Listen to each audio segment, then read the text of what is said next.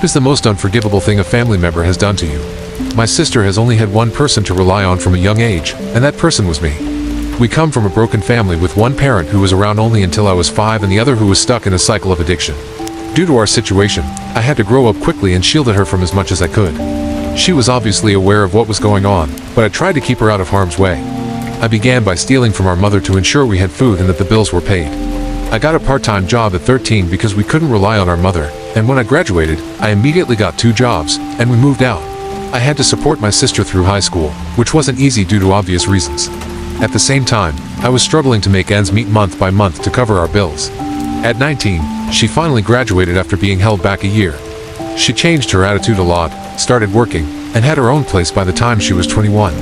Finally, I had a chance to do something for myself and pursue a degree. As a result, I landed a much better job. Unfortunately, this happened just before the pandemic hit, and I went from being hired to being fired because I was a new hire. Now, the reason I'm sharing all of this is not to pat myself on the back but to explain why my reaction is the way it is. I found myself out of work, on the verge of losing my apartment, and with only one person I expected to be able to turn to, my sister. At this point, she was recently married and lived, still lives, obviously, with her husband. So, I asked if I could stay with her for a few weeks, or at most a few months, until I found a new job. Her answer was a resounding no. I was taken aback, but it remained a no. A week or 2 later, I was kicked out of my apartment, and I asked again, receiving the same response.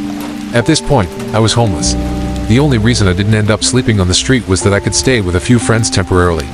I rented a room with several roommates for a while, eventually got a job in my field again, and now I'm doing fine. However, I have not spoken to my sister since.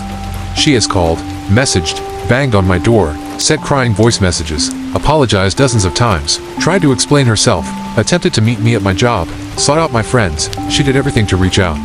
She claims her husband refused to let me stay, and he even reached out to beg me to reach out. But for me, the one time I needed her, she essentially told me to fend for myself. I feel like it was the final push I needed to close that chapter of my life. I feel bad, but just not bad enough, I guess.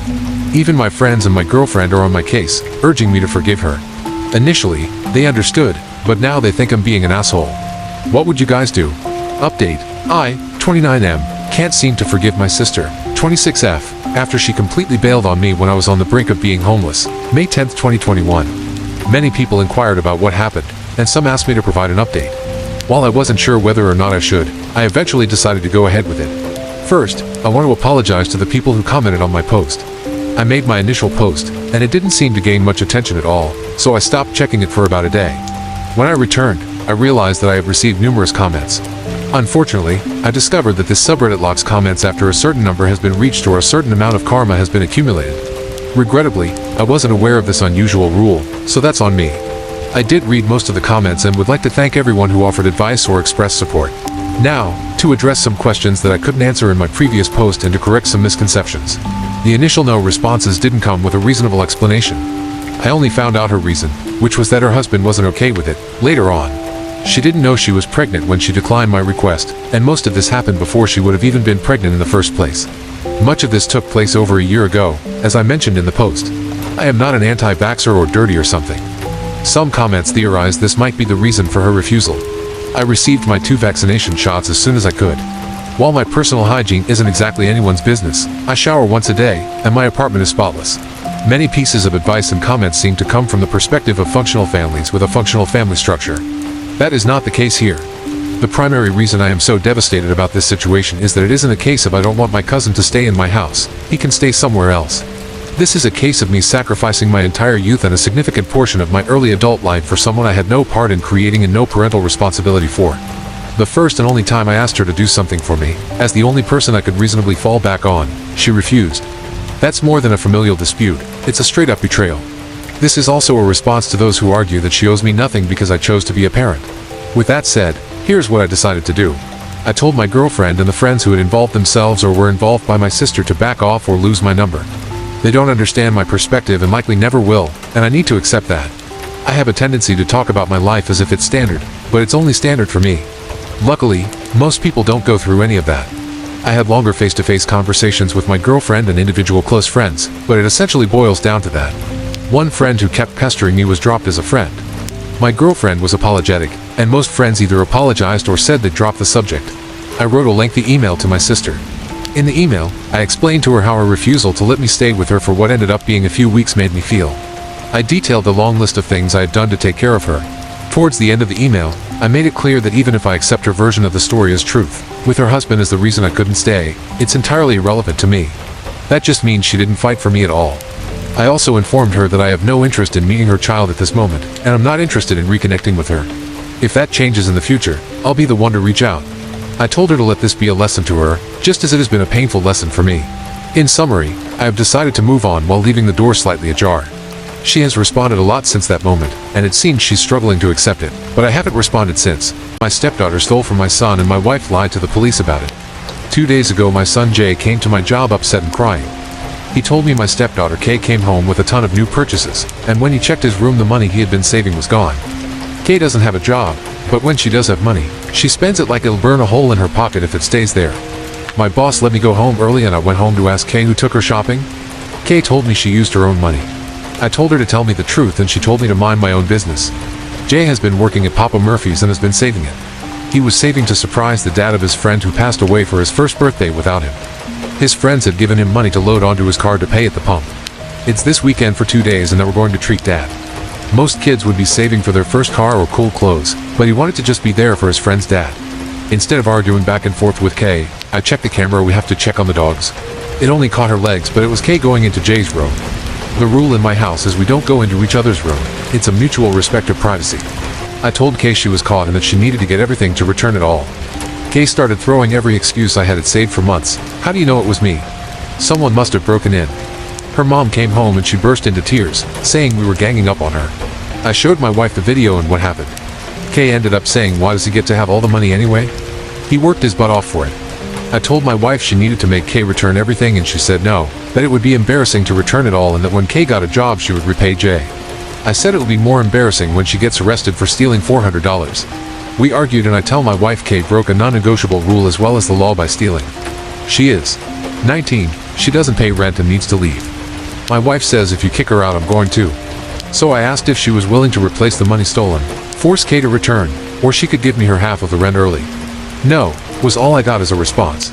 They packed a few bags and left. I was not going to rip the bags of stuff out of her hands. I don't think getting physical would have been the smartest thing to do. Also, I do not have extra money for him to still go. I can only replace the small amount back to his friends and it's not enough to make the trip.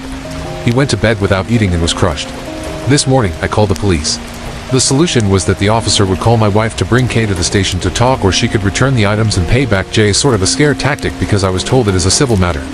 My wife straight up effing lied to the officer and said she gave the money to Kay since I don't have actual proof of Jay's money, no proof other than her walking into his room.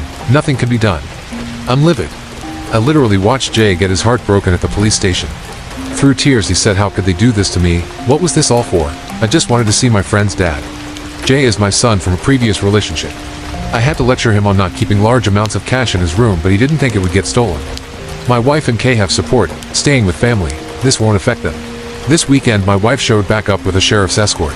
She came armed with receipts showing that she bought the furniture in our rental and that is all she needed to take everything. I tried explaining I gave her cash for some of the items but guess what? Just like with Jay, cash doesn't have a trail. Her family helped her move everything in under an hour. With how quick this all happened the cynic in me thinks my wife had this planned well before what happened. My wife contacted the landlord and paid a lot of money to break the lease. Almost double the money that Kay stole but of course she didn't offer to repay Jay after everyone left and my landlord called. I had a mini breakdown. Everything was moving faster than I could comprehend and honestly felt like I was watching a movie. Jay came up to me and said I'm so sorry you lost everything because of me, and it's not a big deal, I'll tell mom it's okay that Kay needed it more than me, that's all I needed to snap out of it. I told him he is my everything, not her, not the house, not the furniture, not the food that was in the fridge. Yes, super cheesy but there is nothing my wife can do, say, or give me to make me overlook or be okay with what they did to him. I asked him are you going to feel comfortable around them, what about when you're gone? I don't want you to have to worry about what will she steal next. Kay is not going to get away with this. My wife made a choice when the police officer asked her about Kay. She chose to defend and protect Kay just like I am choosing to protect Jay. If Jay isn't comfortable, I'm not comfortable. And I told him that. The people in my life have been slamming me online saying things like I'm uncomfortable that he would choose his son over his wife and his son is almost an adult, it's time to grow up and be a man. It doesn't matter what age I am, I will always protect Jay. I blocked everyone after that. I cannot afford the full rent, so luckily my landlord has agreed to let us leave by the 1st. The only place we have to go to is my mom's, who lives across the state. This means I have to pull Jay out of his last year of high school and transfer him.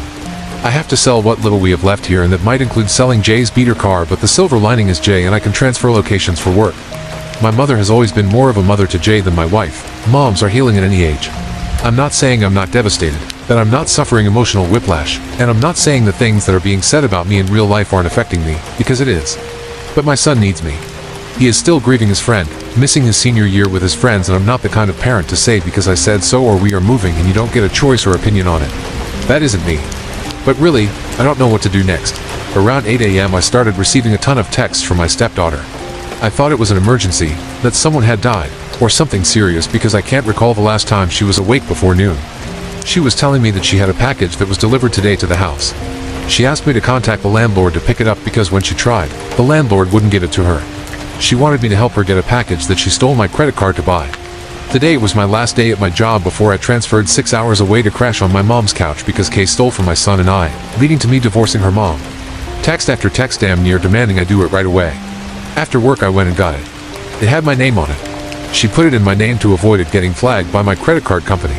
It was a partial order from when she went on a shopping spree. The items had been back ordered. It was a box of makeup from Sephora. I opened it. Again, it was in my name. It was over $200 for 4 little things.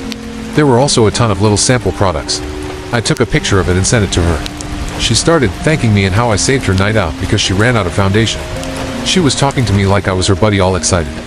My jaw literally dropped at the audacity she had. She ruined my son's senior year and she thought I was going to help her so she could go out tonight with her friends. She didn't respond to my son when he tried begging for his money back but had the nerve to ask me to help her. I took it to Sephora to get a refund, but because the card that was used to purchase it was frozen, I couldn't get cash. The girl working said she could return the store credit to Kay's account. Absolutely no. I think the F not. So I took her package to an organization that helps women get ready for job interviews so they can get back on their feet. I texted her that they said thank you and that it would really make a difference since donations were low. Kay lost her mind, cursing me out for giving away her stuff, how she was going to call the police if I didn't get it back within an hour, saying she was going to go get it back. What kind of punk tries to get a donation back from the needy? I ruined her night because now she doesn't have any foundation makeup, and how dare I think it's okay to do this to her. The last and only text response I gave was I would probably avoid the police right now, especially since mommy is out of town for work. Who would bail you out? I got her package that I didn't even know about, which ended up adding more fuel to my case. Story 3. People who moved countries and left their old lives behind. Why? 18 years ago, I came to know that my son wasn't mine. He was 3 when I found out my wife cheated on me with my best friend. I was devastated. Needless to say, we got divorced, and my ex didn't suffer any consequences. The court doesn't care if the kid is your biological child or not. You have to pay child support.